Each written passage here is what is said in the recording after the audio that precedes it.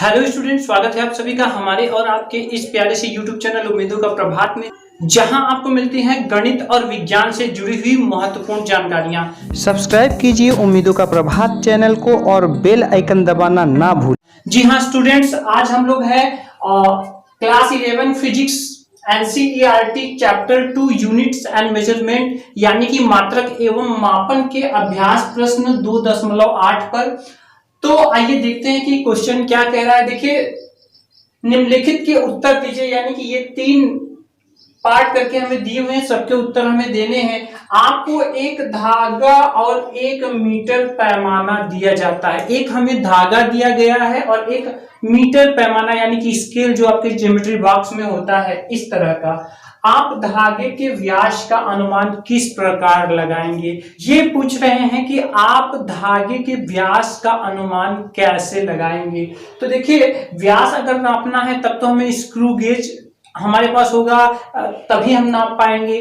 ठीक है, तो अब यहां पर देखिए, क्योंकि वो बहुत ही पतला होता है, ये जो इसका एक पार्ट होता है उसमें एक पार्ट में इसके धागे की बहुत संख्या आ सकती है, तो इसीलिए इसका अल्पतमांक 0.1 मिलीमीटर होता है। अगर धागे का व्यास उससे बहुत कम ही होता है, अक्सर हम देखते हैं, तो हम कैसे इससे पता लगा पाएंगे।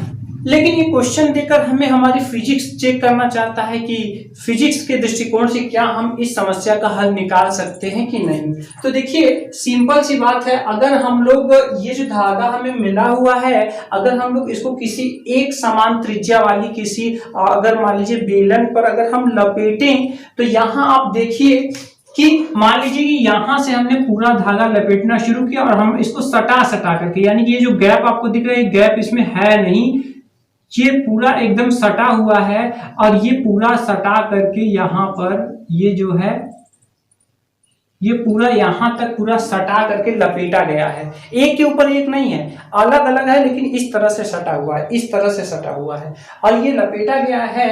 तो अब यहां पर देखिए कि हम इसका व्यास कैसे निकाल पाएंगे। मान लीजिए कि ये लंबाई 0 से ये आप 2 सेंटीमीटर तक मान लीजिए आप वैल्यू इसका मेजर करते हैं कि पूरा धागा लपेटने पर आपका जो लंबाई इसने, ये मीटर स्केल पे जो लंबाई इसने जो है लिया है वो कितना है 2, और इसमें फेरों की संख्या कितनी है, इसमें फेरों की संख्या मान लीजिए है 50। कितनी है? 50। तो हम यहां सॉल्व, तो देखिए इसमें क्या करेंगे हम। देखिए, एक धागा और एक मीटर पैमाना है, तो आप इसको यहां पर भी यानी कि बेलन पर भी लपेट सकते हैं। लेकिन आप सोच रहे होंगे ये बेलन बीच में कहां से आ गया, यहां तो बेलन दिया नहीं हुआ है। तो आप चाहें अगर तो इस धागे को आप स्केल पर ही लपेट सकते हैं, कोई दिक्कत नहीं आएगी। ठीक है, तो ये स्केल पर आप लपेट सकते हैं। तो देखिए यहां पर हम लिखेंगे धागे का व्यास,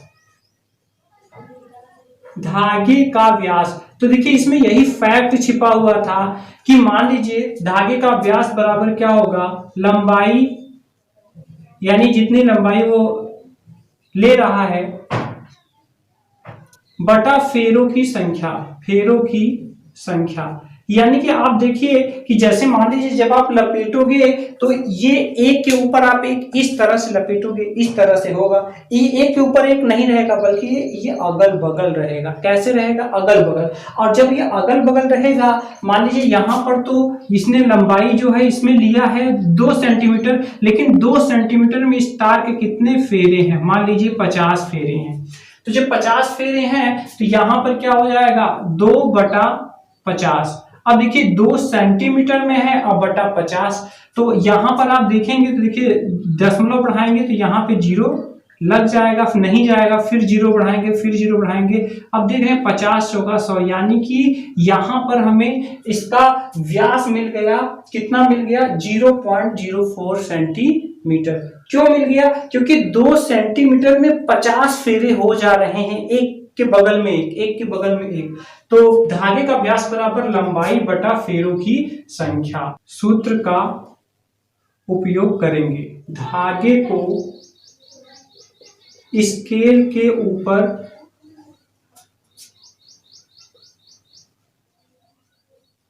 लपेटकर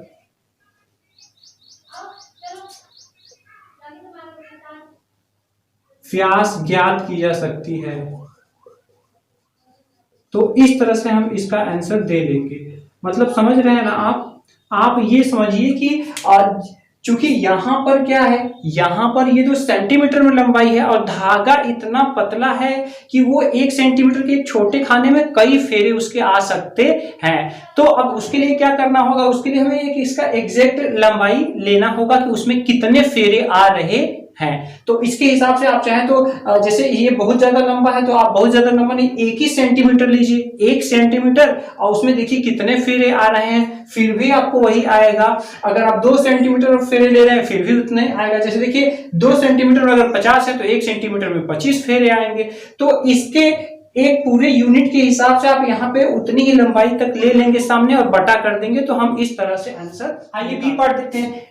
एक स्क्रू गेज का चूड़ी अंतराल 1 mm है और उसके वृत्तीय पैमाने पर 200 विभाजन है। देखिए स्क्रू गेज हम लोगों ने इसके पहले वाले में बनाया था, ठीक है। चूड़ी अंतराल 1 mm है और वृत्तीय पैमाने पर 20 विभाजन है। आप क्या सोचते हैं, वृत्तीय पैमाने पर विभाजनों की संख्या बढ़ा देने से स्क्रू गेज की यथार्थता में वृद्धि करना संभव होगा? तो देखिए सबसे पहले तो यथार्थता अल्पतमांक पर निर्भर करता है, और इसकी पिछले क्लास में हम लोगों ने फिगर बनाकर पूरा डिटेल उसको समझा था।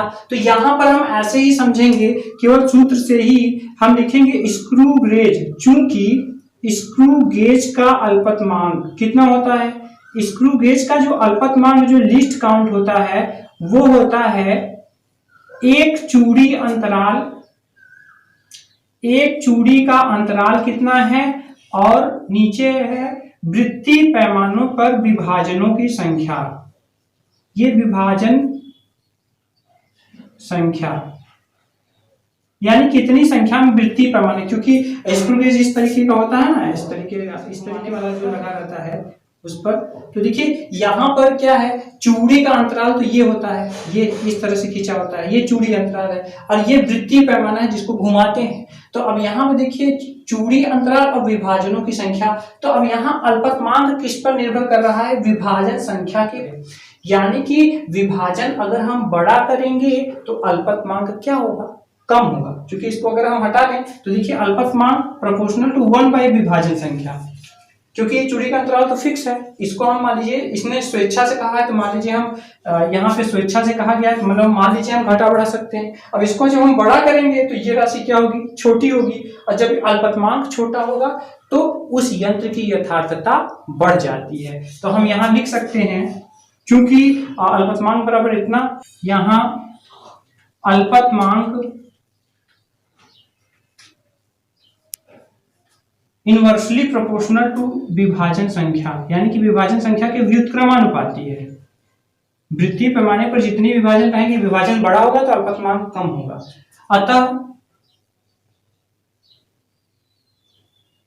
विभाजनों की संख्या बढ़ा देने पर यथार्थता में वृद्धि हो सकती है, यही हमें लिखना है।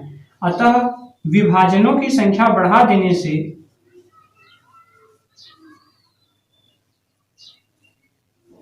स्क्रू गेज की यथार्थता में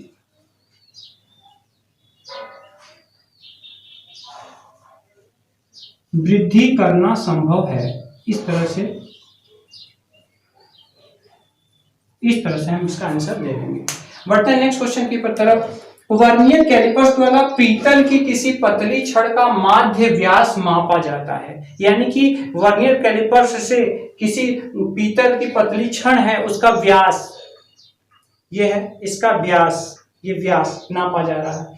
केवल 5 मापनों के समुच्चय की तुलना में व्यास के 100 मापनों के समुच्चय द्वारा अधिक विश्वसनीय अनुमान प्राप्त होने की संभावना क्यों है। यहाँ पे क्यों आ गया, वाई, क्यों 5 मापन में हमें कम परिशुद्ध मान प्राप्त होगा, जबकि 100 मापन के द्वारा ज्यादा परिशुद्ध मान प्राप्त होगा। तो आप देखिए किसी भी मापक यंत्र की एक सीमा होती है मापने की, और किसी भी चीज को अगर मापा जाता है तो उसमें कुछ न कुछ त्रुटि रहती है। आप समझो, कुछ न कुछ त्रुटि रहती है। मान लीजिए एक बार मापने पर जो त्रुटि है, अगर हम इसको 2 बार मापेंगे तो वो त्रुटि इसमें 2 बार ऐड हो गई, 2 बार क्या हो गई, ऐड हो गई। और उसका जब हम एवरेज निकालेंगे तो वो त्रुटि, औसत त्रुटि कम होती चली जाएगी। जितनी ज्यादा बार हम परीक्षण करते जाएंगे, मान लेते जाएंगे, उतनी बार एवरेज निकालने पर वो त्रुटि बहुत कम होती चली जाएगी। तो यहाँ पर 5 मापनों की अपेक्षा 100 मापन के द्वारा वास्तव में अधिक विश्वसनीय मान प्राप्त किया जा सकता है। तो इसको आंसर में आप कैसे लिखेंगे, यहाँ पर आंसर में आप क्या लिखोगे, यहाँ पे आंसर में लिखोगे, ये था सॉल्व बी और यहाँ पे सॉल्व सी।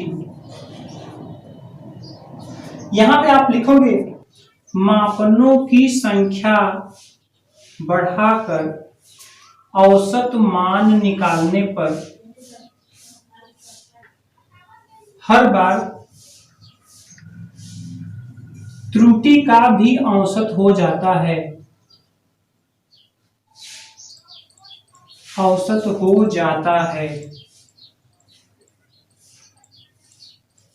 तथा त्रुटि कम होती जाती है, तथा त्रुटि क्या होती जाती है, कम होती जाती है। अतः 5 परीक्षणों की तुलना में, अतः 5 परीक्षणों की तुलना में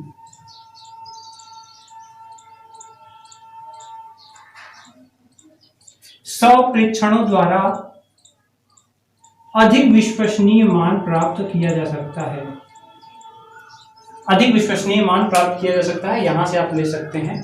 तो इस तरह से हम अपने इस क्वेश्चन का जवाब कर लेंगे।